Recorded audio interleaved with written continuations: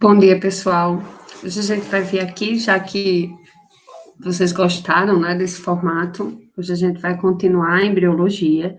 E agora que a gente já falou sobre fecundação, a gente já falou, né, sobre o encontro de óvulo e espermatozoide, a gente vai estudar um pouquinho sobre os tipos de óvulos, tá? Os tipos de óvulos, eles vão, quando a gente fala ovo, a gente está falando exatamente no óvulo, né, na célula que vai ser fecundada.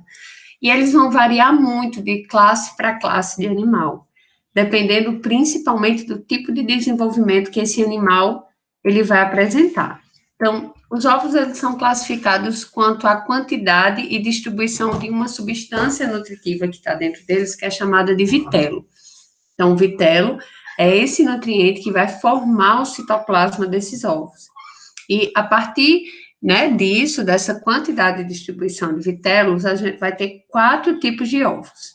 Os oligolésticos, os telolésticos incompletos, telolésticos completos e os ovos chamados de centrolésticos. Lécitos vai estar referente a vitelo, né? A gente já tinha conversado sobre isso, então, os prefixos e sufixos desses nomes, né, diferentões que a gente está vendo agora, eles fazem muito referência a estruturas, e quando a gente consegue pegar isso, fica mais fácil da gente entender. Então, lesto, vitelo, oligo pouco. Então, a gente vai começar a trabalhar um pouquinho também em cima dessa forma de nomenclatura, tá bom? Então, primeiro tipo de ovo oligolesto. Os ovos oligolestos, eles contêm pouco vitelo. Então, oligo, pouco, lesto, vitelo, né? Tem pouco vitelo. Esse vitelo é representado por esses grãozinhos, esses pontinhos que estão aqui, ó, distribuídos em torno, né, de todo o óvulo. Ele é distribuído uniformemente pelo citoplasma, né? Ele é bem espalhado. Esse é o ovo dos mamíferos, dos anfíoxos, que a gente vai estudar um pouquinho mais à frente, e dos quinidários. Para quem não lembra, os quinidários são os salinterados, aqueles que queimam, né, como as águas-vivas, as hidras, tá? Por que que esse ovo, ele tem um pouco vitelo, né, no caso dos mamíferos? Não deveria ser, por exemplo, muito vitelo, já que o mamífero, né, é um animal bem complexo, mas pensem só, de onde vem o nutriente para que um mamífero se desenvolva? Ele não precisa vir do ovo, né? Ele vai se ligar à placenta e vai passar a receber nutrientes da mãe. Então, por isso que a quantidade, apesar de ser um animal de grande, geralmente, né? Claro que existem mamíferos pequenos, mas a gente não está falando em porte, mas de grande complexidade, né? Ele vai conseguir se nutrir a partir da mãe. Essa é uma característica. Então, o seu ovo não precisa ter tanto nutriente, porque depois de um tempo esse nutriente vai passar a vir da mãe, tá? Os ovos telolésticos, eles têm uma distribuição desigual, né? São chamados também de heterolésticos.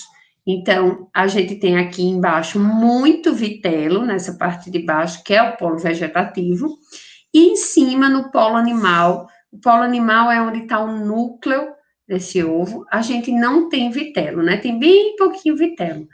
Essa distribuição diferenciada, ela vai fazer uma grande diferença quando houver a fecundação e esse ovo começar a se dividir.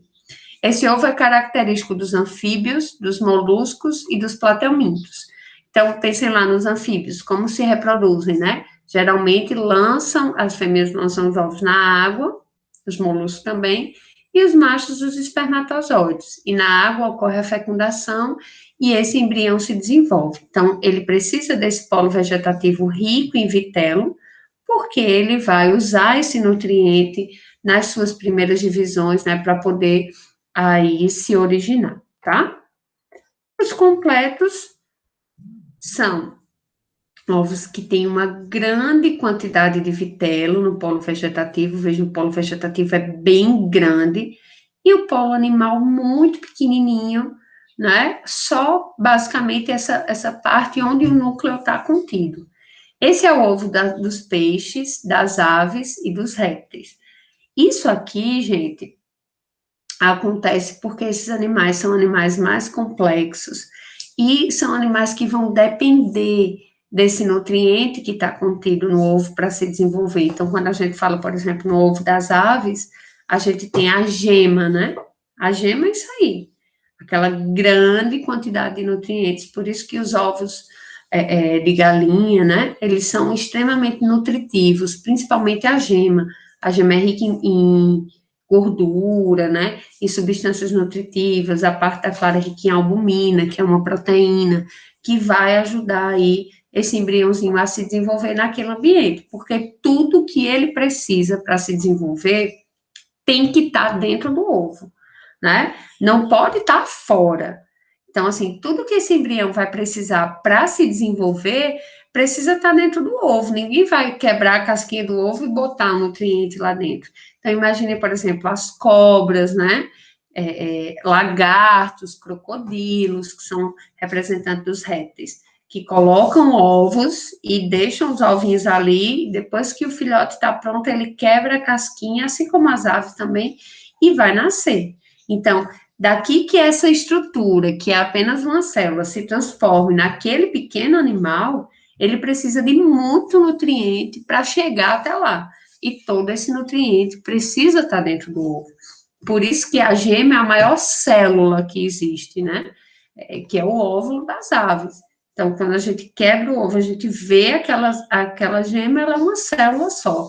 É essa célula aí, que está rica em vários nutrientes e onde o filhote vai se desenvolver. Se vocês já prestaram atenção, muitas vezes quando o ovo está um pouquinho passado e a gente quebra, a gente vê uma cicatrícula, aquela mancha vermelha em cima da gema que está se desenvolvendo, né?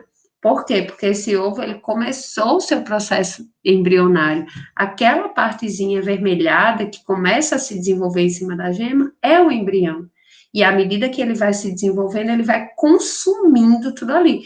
Quando a ave quebra a casquinha para sair, já não tem mais nada, né? Ela sai toda melada na clara, mas ali dentro já não tem mais nada, porque tudo que tinha foi consumido para que as divisões celulares acontecessem, é a base nutricional disso aí, tá certo? Então, peixes, aves e répteis possuem ovos telolestos, que são esses ovos ricos em vitelo no polo vegetativo. O polo vegetativo ocupa praticamente o ovo inteiro e o polo animal pequenininho lá em cima, tá?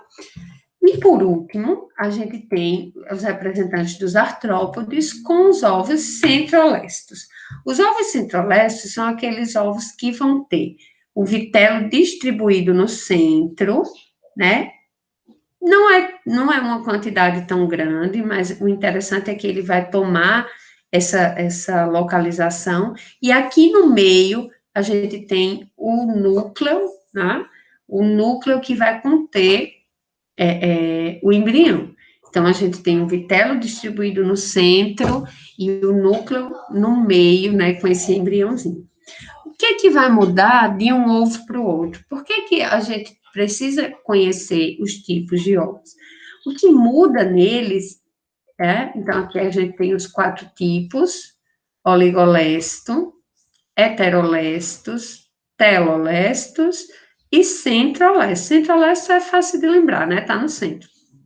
Hétero de diferente, então tem quantidade diferente. Muito vitelo no polo vegetativo, pouco vitelo no polo animal. E os telolestos, muito vitelo no polo vegetativo, que vai cobrir quase o ovo inteiro, certo? Por que que é interessante a gente perceber isso? Porque a segmentação, a forma como essas células vão se dividir para formar um embrião, ela vai ser diferenciada nesses ovos, tá? Então, por exemplo, a divisão, a forma que ele vai ter, vai depender da quantidade de vitelo.